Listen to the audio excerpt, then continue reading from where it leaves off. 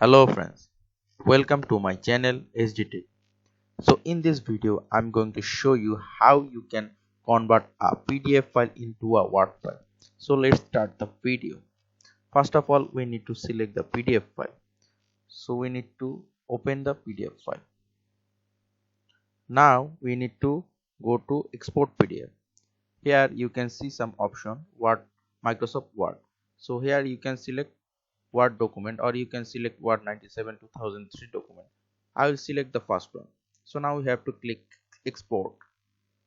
Now we need to select the destination where we want to save the file. So here we'll save it to PDF to Word. Now we have to rename it. So I will give PDF to Word. Now I have to save it. So it will take some time. After it converting, it will open automatically. So here you can see it is converted to Word file.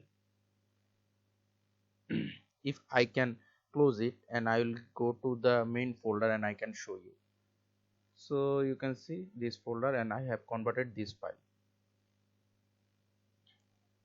As you can see, the file has converted to PDF to Word.